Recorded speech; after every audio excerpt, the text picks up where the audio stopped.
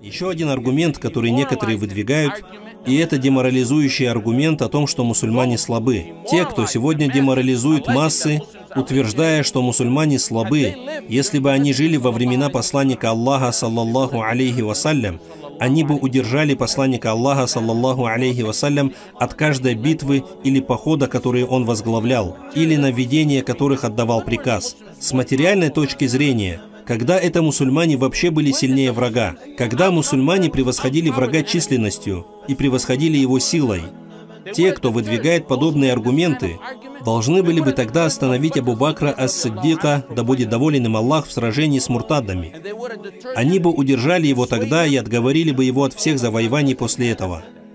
Они удержали бы Умара, Абу Убейду, Саада ибн Абу Ваккаса и Халида ибн Валида, да будет доволен ими всеми Аллах. Почти от каждой битвы, потому что почти в каждой из них они уступали врагам как в численности, так и в силе. Не было бы никаких сражений с римлянами и персами.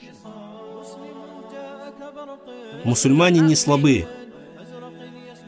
Просто есть тагуты и их шейхи, которым нравится прививать умме этот пораженческий менталитет, о чем я упоминал в предыдущих беседах.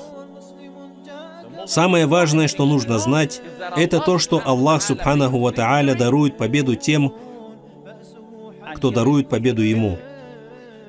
Дарование Ему победы, Джалля фи'уля, Он сделал фундаментом, условием и основой для победы. О те, которые уверовали, если вы поможете Аллаху, то и Он поможет вам и утвердит ваши стопы. Материальная сила и потенциал не являются условием в этом аяте. Мусульмане не принимают во внимание чисто материальные аспекты. Особенно, когда речь идет об оборонительном джихаде. Они полагаются на Аллаха, собирают все, что у них есть, и отправляются навстречу врагу, как это делал посланник Аллаха, саллаллаху алейхи вассалям. И не надо понимать это однобоко, что типа мусульмане полностью игнорируют материальную часть подготовки. На этом все не заканчивается. Вместе с этим должны быть повиновение Аллаху Субханаху ва Тааля, якин и правильное упование на Аллаха Субханаху ва Тааля.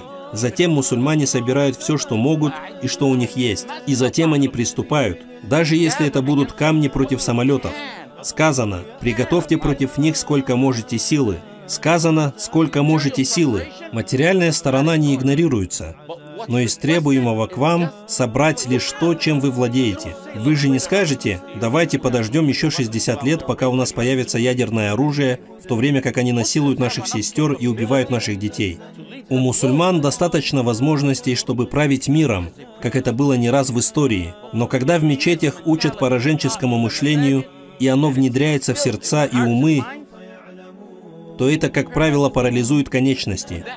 Когда такое происходит, то на земле нет такой силы, которая могла бы заставить человека подняться. Я не говорю уже о победе, независимо от того, каким бы сильным он не был. Плюс это все происходит в сочетании с отсутствием имана, якина и таваккуля.